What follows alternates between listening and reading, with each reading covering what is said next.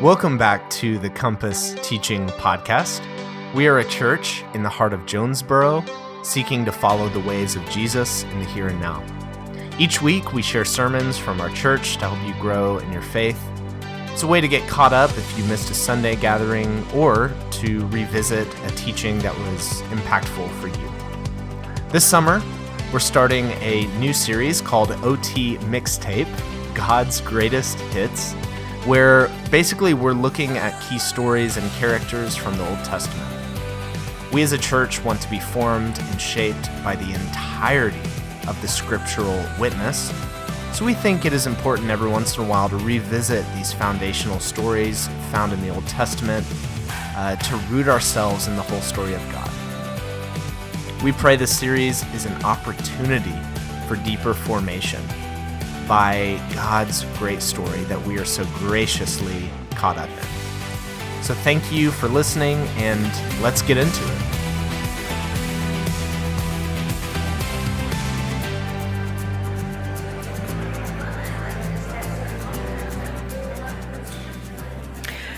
Okay, I think I see some parents trickling back in.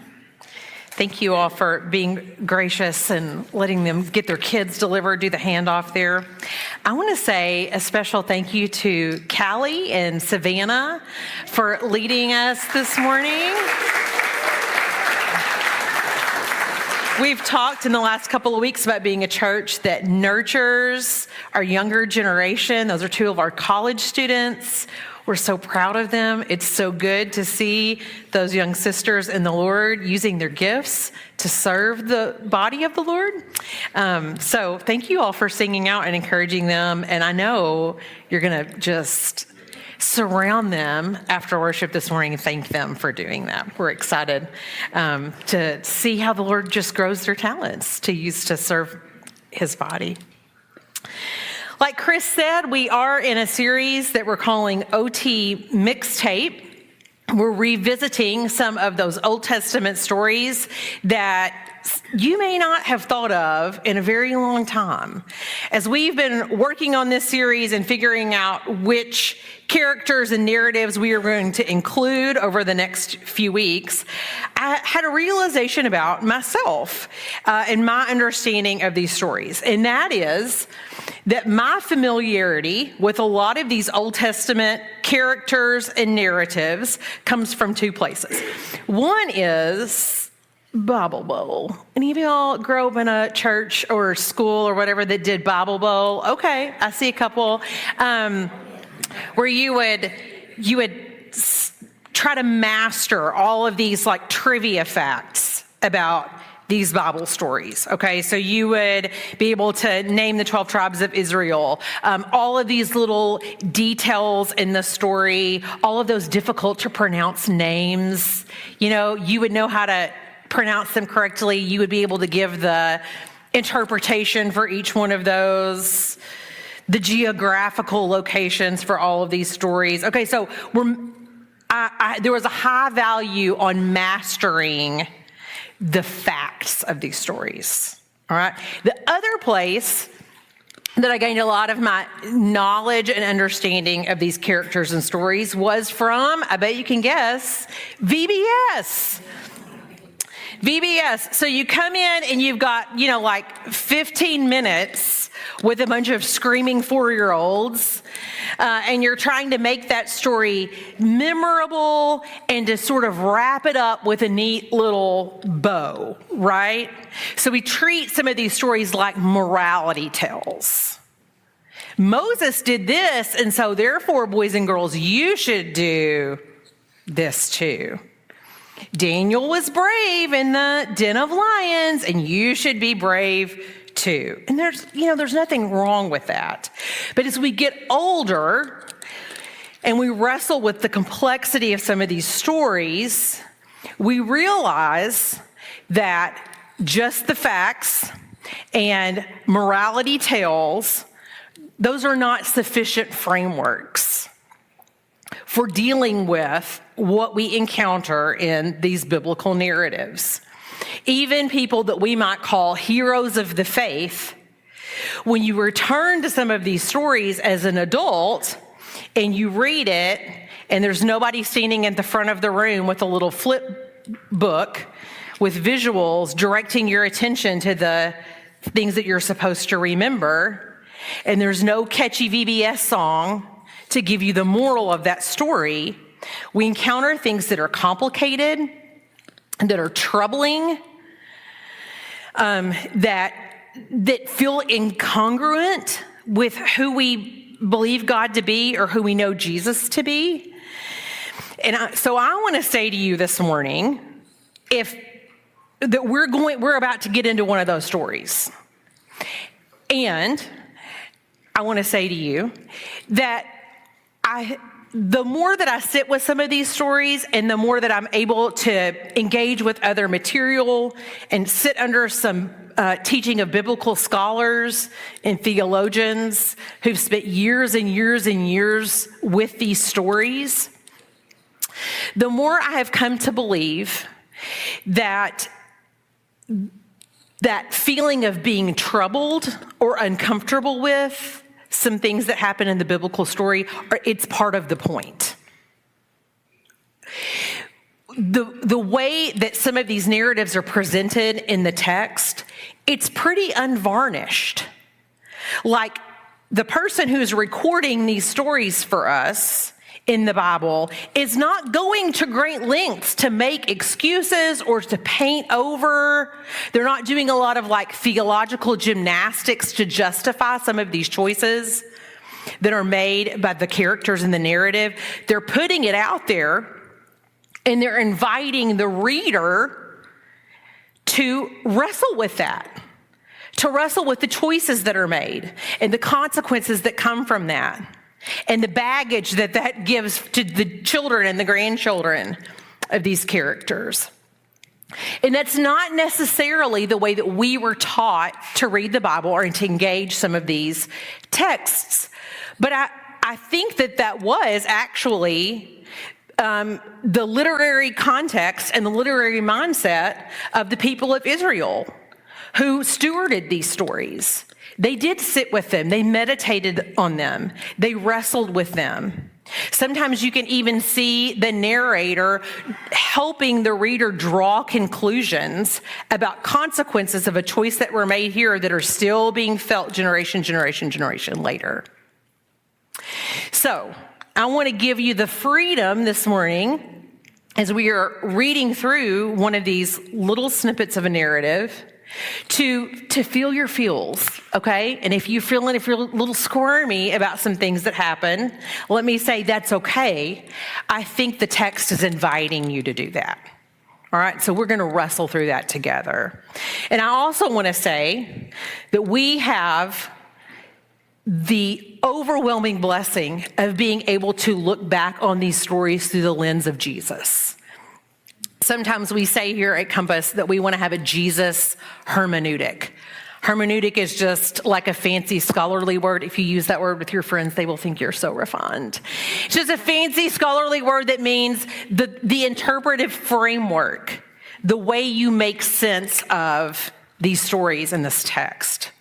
And we want to do that through the lens of Jesus. Jesus said to his disciples, if you have seen me, you have seen the Father. So we want to let our experience of Jesus help us as we wrestle through and sit with some of these difficult places in the text. Okay? All right. So Father Abraham had many sons. I am one of them, and so are you. When I was reading this story, I did not feel like the next line of that should have been, so let's just praise the Lord. When I read this particular story, I was like, I don't think I really want to be one of Abraham's sons. Abraham had some problematic choices.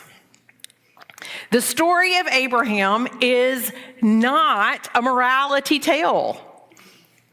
It is the story of God choosing one family that he is going to partner with to bring his will to bear on all the rest of the nations.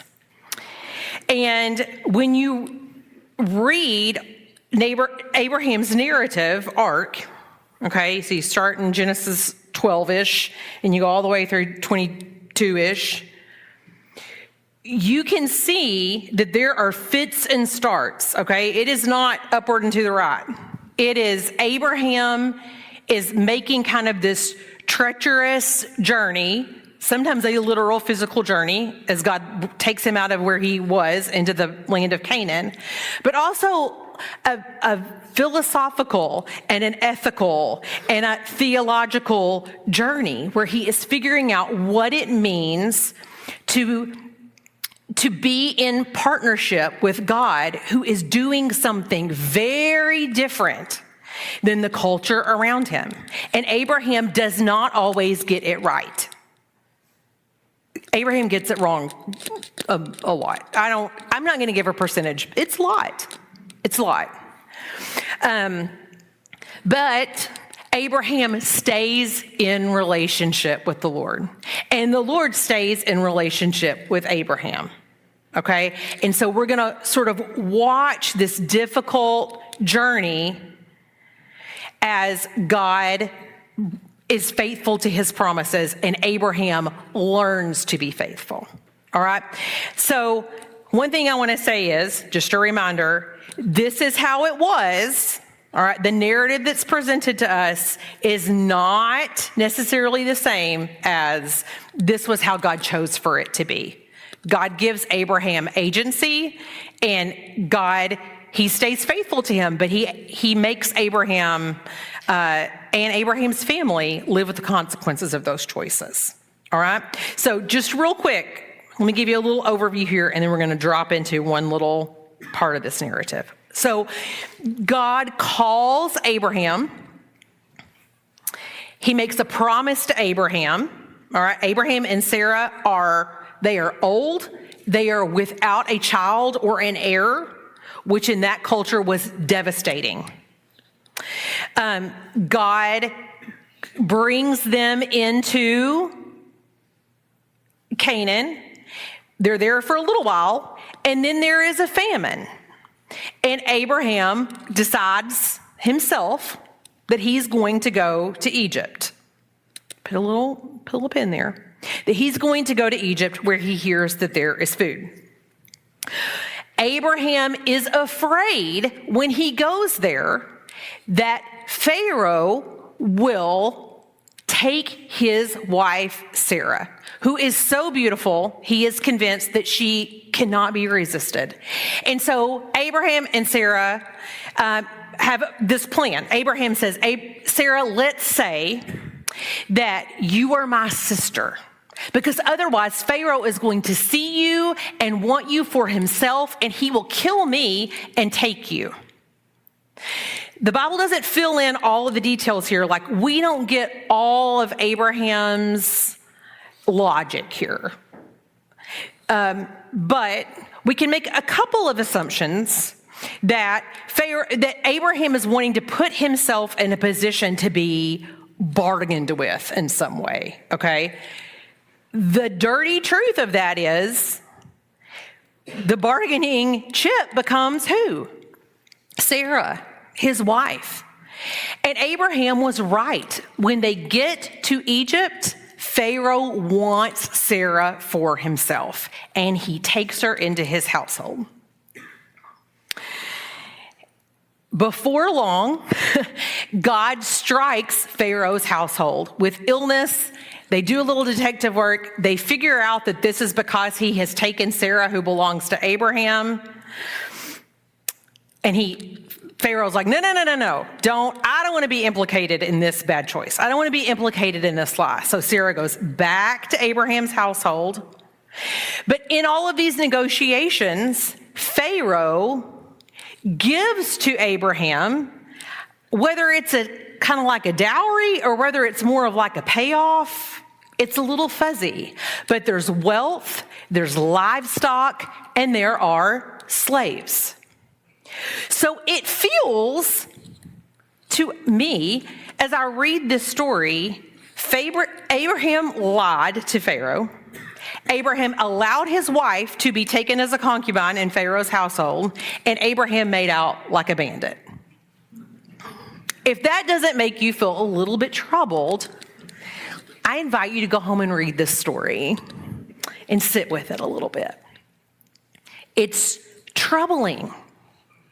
And if you end there, you can draw a whole lot of bad conclusions about the way God works and what it means to be God's chosen person. It kind of sounds like if you're God's chosen, you can just do whatever you want, and God will work it for your favor. But if you stay with Abraham's story, you realize that what Abraham gets out of this bargain becomes the source of incredible conflict for his family that ripples through generations. All of that wealth that he inherits becomes the source of family conflict as Abraham and his nephew Lot and their households end up fighting because there's not enough room for all of the cattle to graze. So their hired people begin fighting. That causes them to have to part ways. So it's a family division. All around Abraham, there is warfare. Abraham gets drawn into that. There's the story of Lot going to Sodom and Gomorrah. I'm not touching that one with a 10-foot pole this morning, but it's there, okay? So there's all of this conflict inside the family and outside of the family.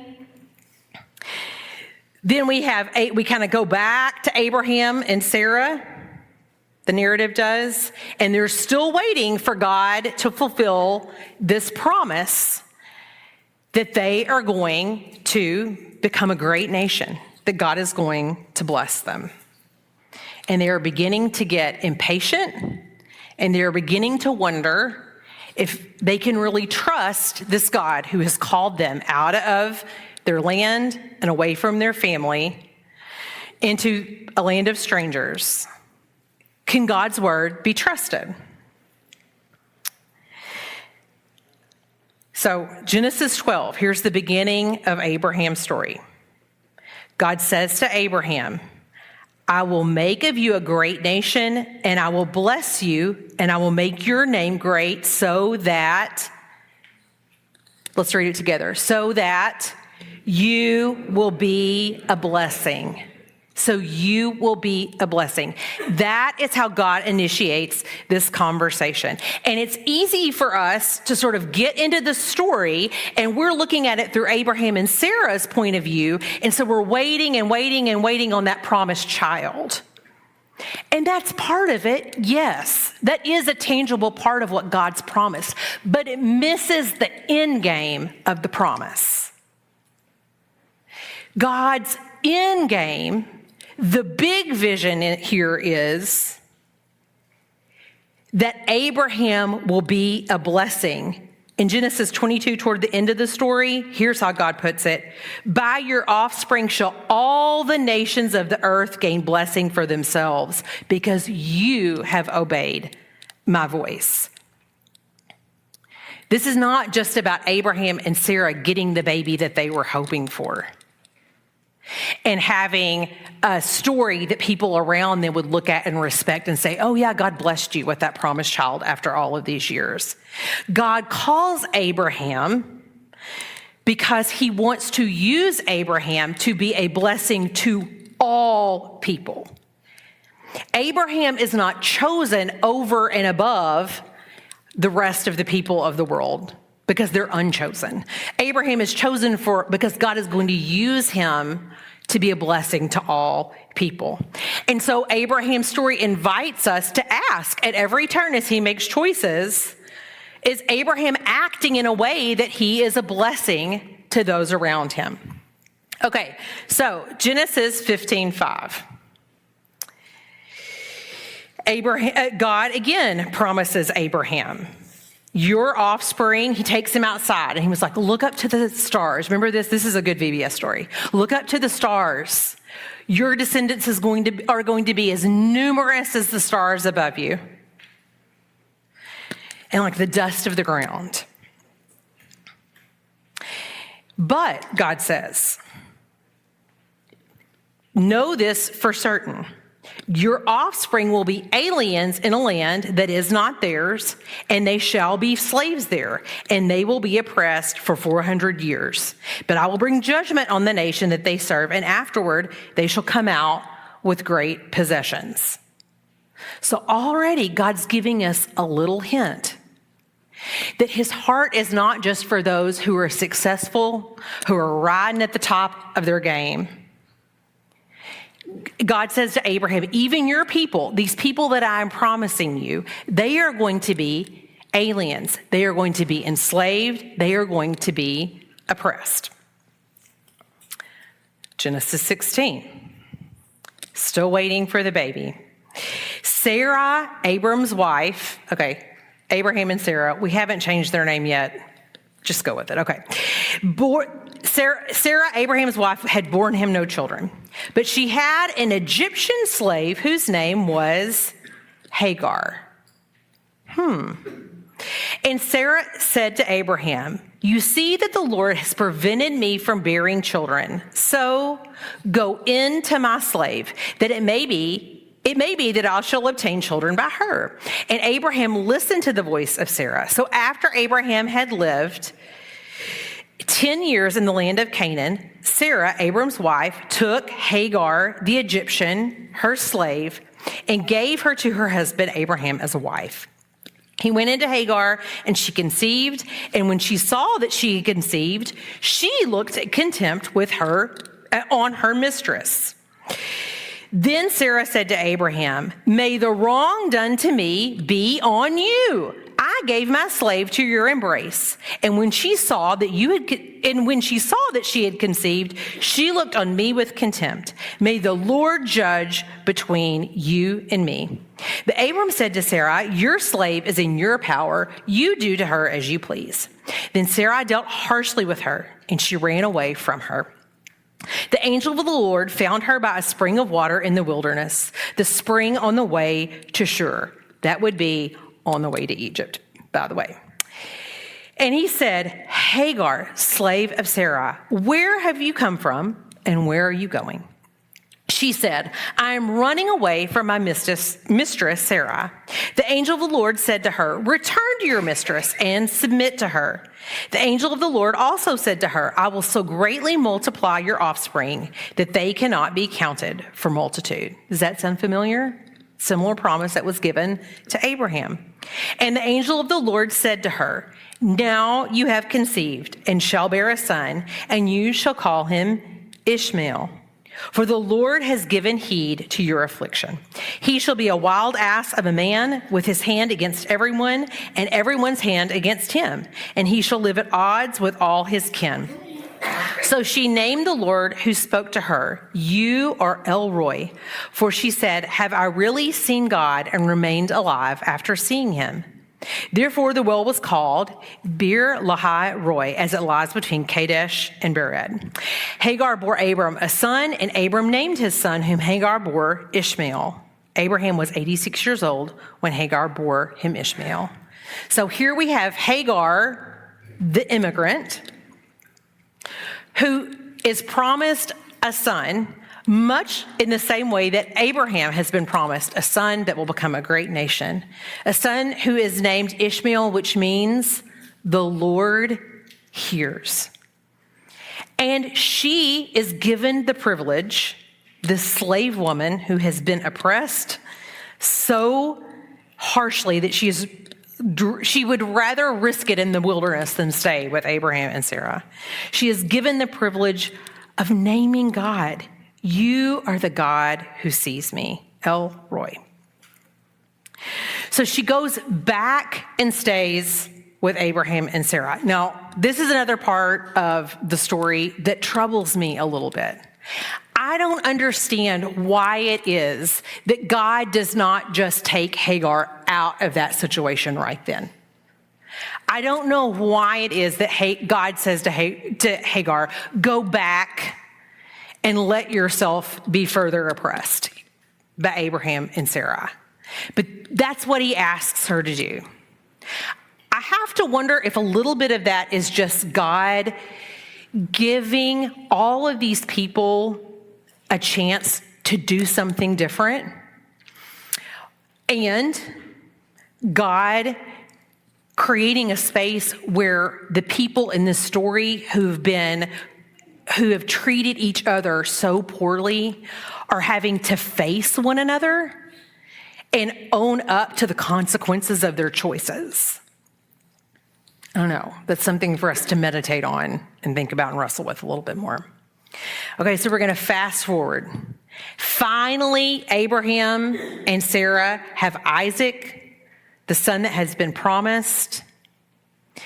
The child grew and was weaned, so he's a toddler now. Abraham made a great feast on the day that Isaac was weaned.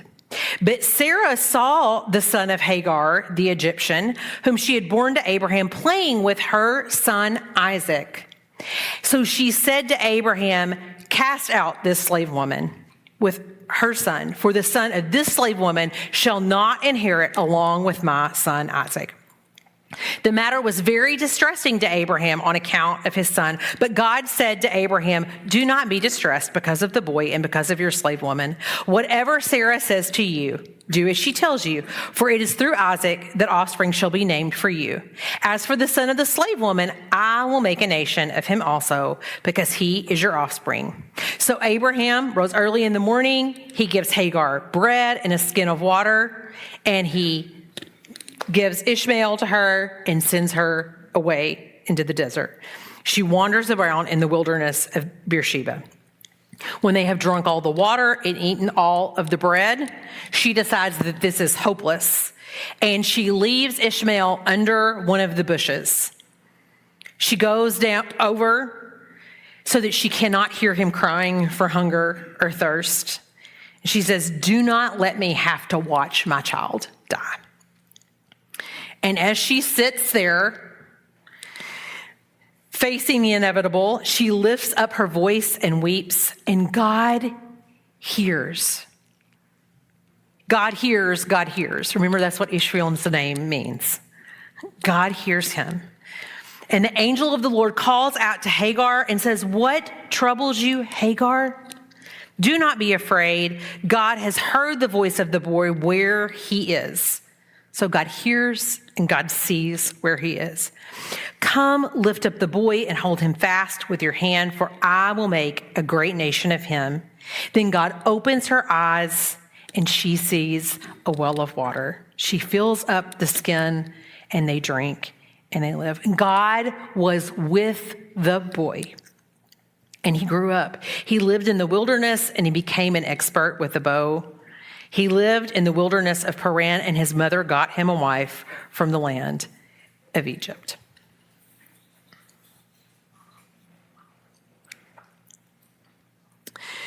The story of Abraham and Sarah and Hagar is troubling. But this biblical narrative exposes the cycles of violence and oppression. Abraham acquires Hagar as a slave because he's also treated his wife as a possession. Abraham and Sarah use her for their own ends. And then when that does not work out the way that they wish it had, it sets off this cycle of violence and oppression within their own household. Sarah and Hagar are pitted against one another.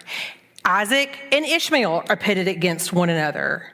Abraham is often in the middle, kind of like, "Well, I don't know, you guys just do whatever you think." He's caught in the middle of this. We see the way that this echoes down through the generations.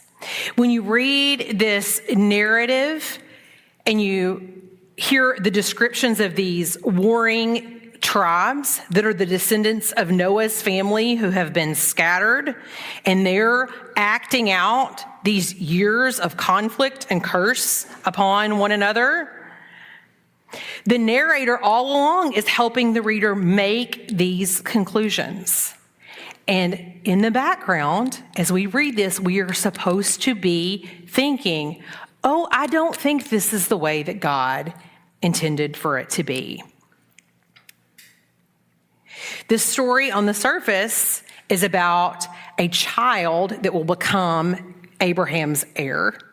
But in many ways, it is the story about how all of us are the heir of the choices of people in broken systems of power that have been in generations before us. And we still live with that. Even in our own country, we can look around and we can see we are the heirs of the choices of slaveholders, of people who chose violence and possession rather than sharing and community. We still live with a lot of the consequences of that. We live with the consequences of choices like Abraham and Sarah and Hagar did of our own families. We inherit that baggage, that trauma, toxic relationships, unhealthy ways of dealing with one another, of solving conflict, of how we act in a marriage, of how we parent. We inherit those ways of being with one another that are not Christ-like. We can be stuck without God's help, without Jesus' intervention in those cycles of violence. Another insight from this story. Abraham is offered the opportunity to see God, but he has not let God teach him how to see. Over and over in this story, we see that Abraham is still stuck in old ways of seeing other people as possessions, as pawns in a way to get what he wants and he needs, even if what he wants is sort of shaped by this promise that God has given him.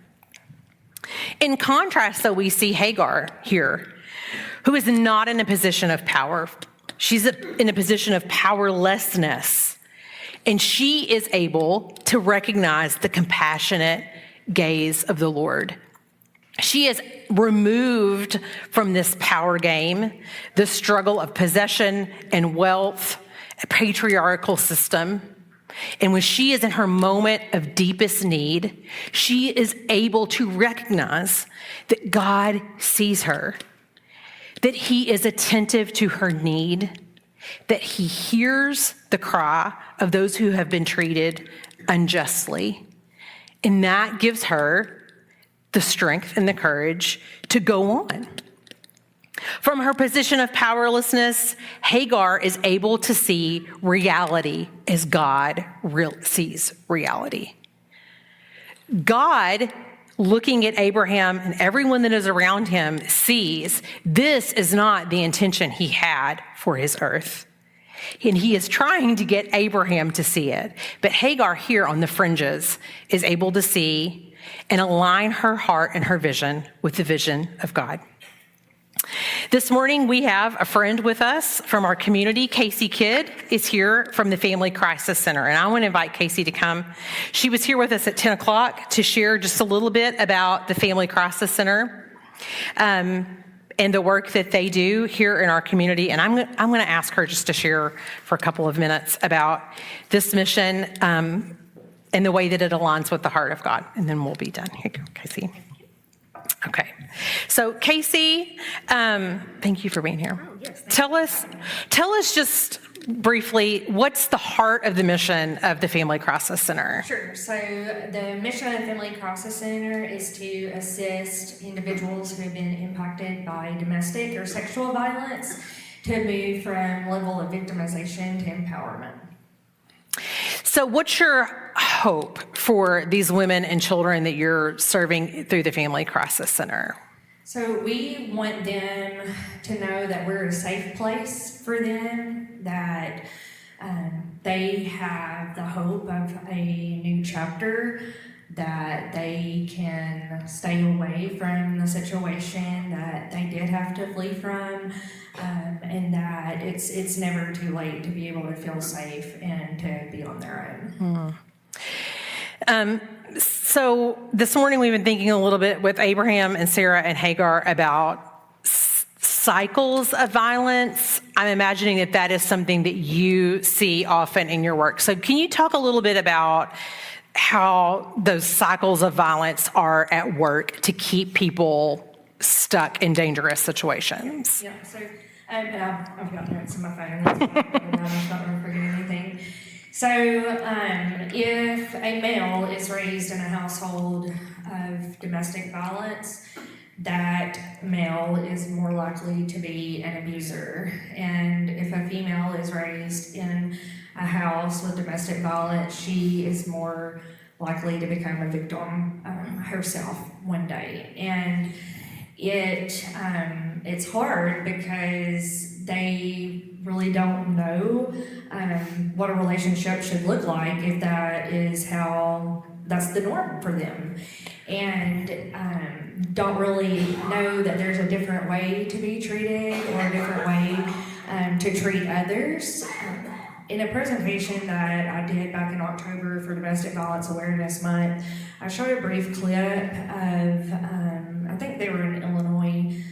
It was just a very rural area and talking about how a lot of times, and I grew up in a small town, I grew up in Monette, and you can see those things that a lot of people think that they have to kind of follow the steps of their parents, and they've learned from them. And this lady in particular who had been a victim had been married, and she said that growing up in that small rural town, she just thought she was supposed to marry the guy she dated in high school because that's what everyone else had done. And just get a job, where she could find one, and that the husband had witnessed the way his grandfather treated his grandmother, and then the father treated his mom the same way, and so he treated her the same way. And it's just it's really powerful when you can hear the stories from the survivors and the thoughts that had to go through their mind to try to break that. But that's where we hope that we can help with that by talking about it more, by talking about prevention, educating the community. And honestly, this is a bit terrifying. My husband and I have a 7-year-old and a 2-year-old. William will be starting second grade in the fall, and they're honestly saying that you gotta start talking about this stuff in 5th grade or you're too late.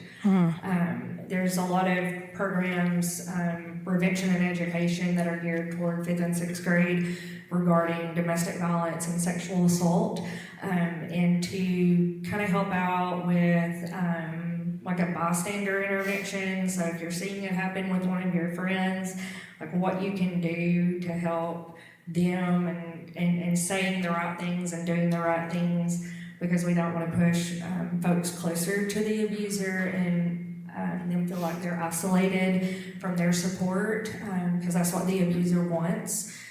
And so we're trying really hard to talk more about it and just to reach the areas that we know need to hear that it can be different for them. I always think, and I don't want to rent a movie for anybody, but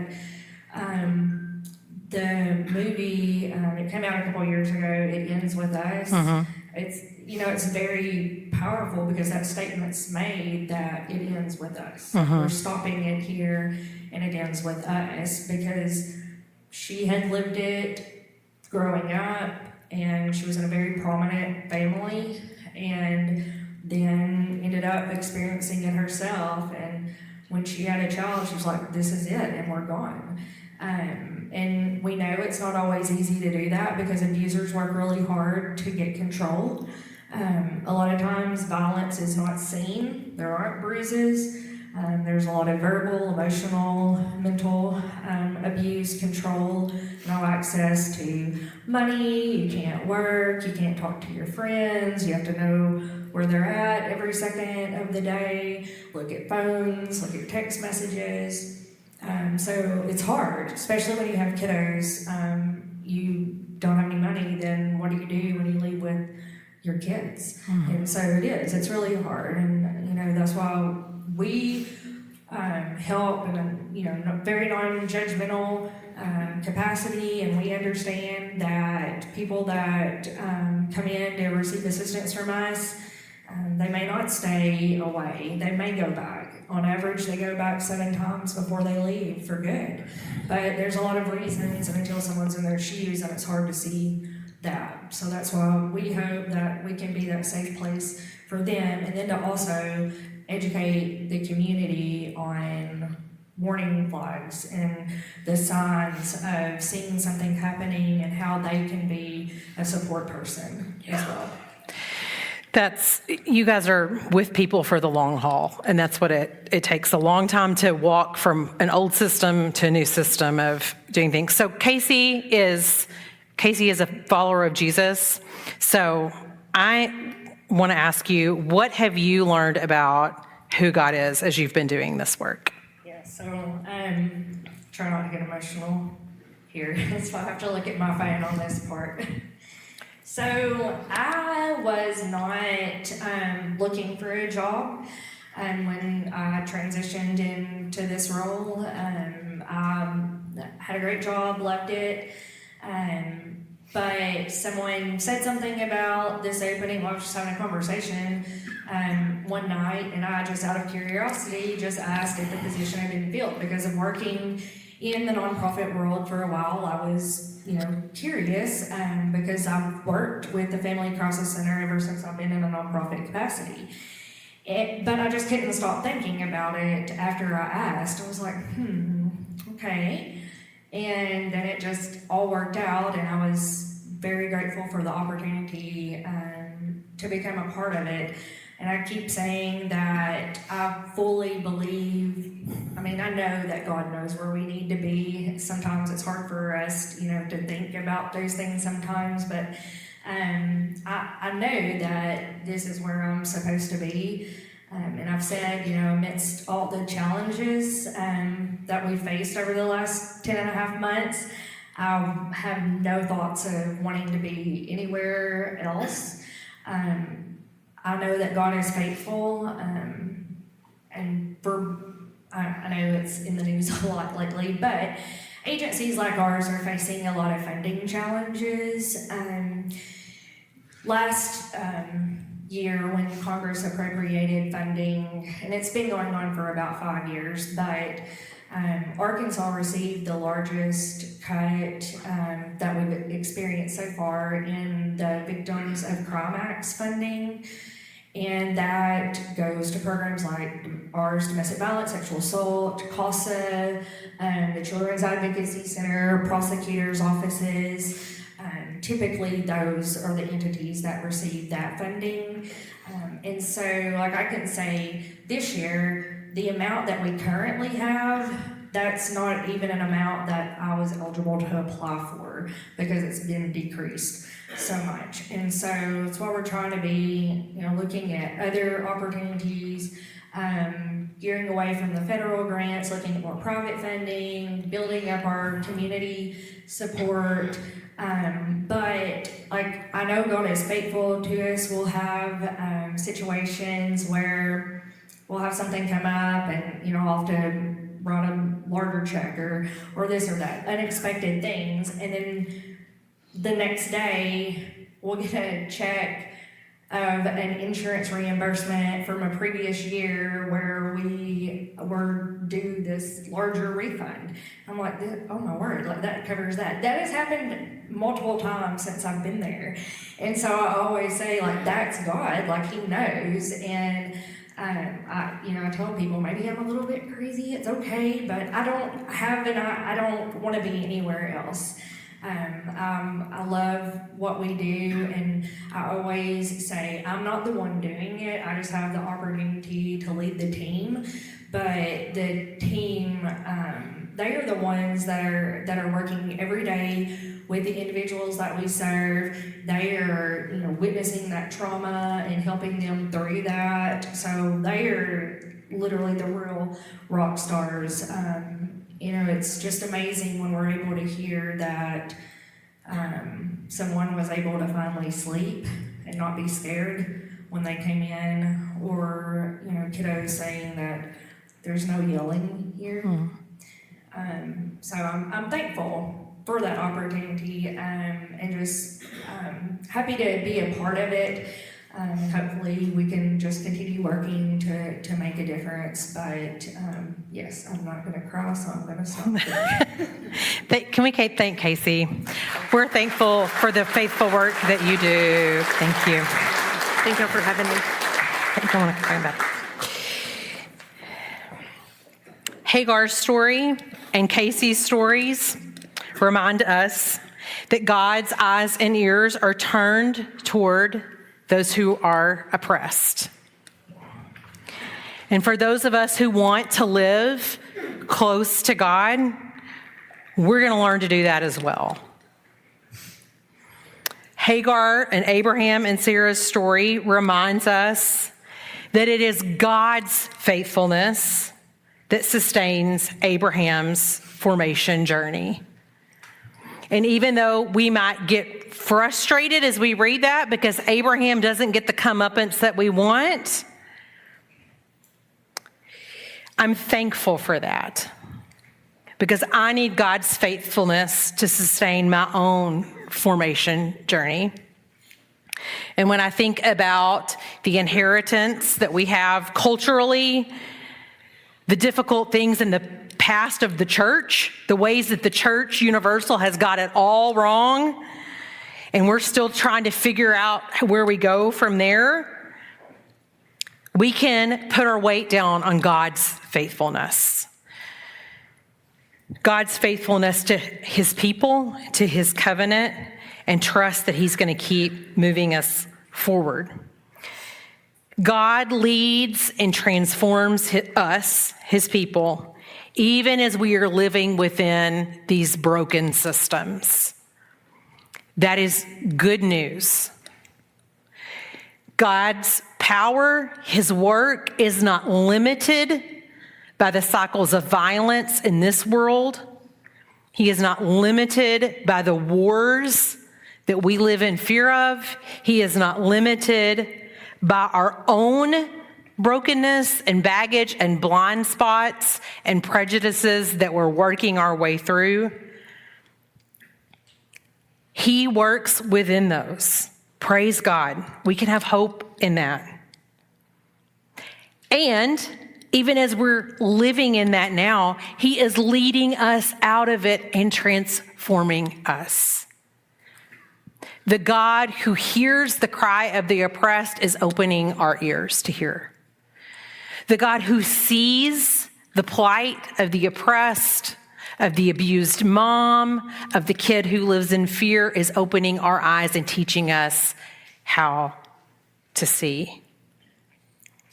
The God whose heart breaks where there is injustice, where there is slavery, where there is poverty, where there is greed, where there is violence that takes bread out of the mouths of babies to buy bombs, teaches us how to love the way that he loves.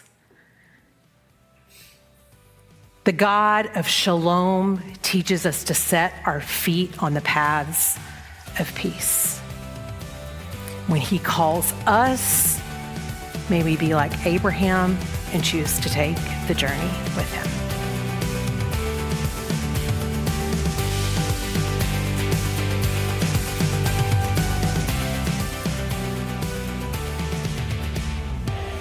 Thank you for listening to this week's episode of the Compass Teaching Podcast. We pray that wherever you are, that God would bless you and keep you. We will see you here next week.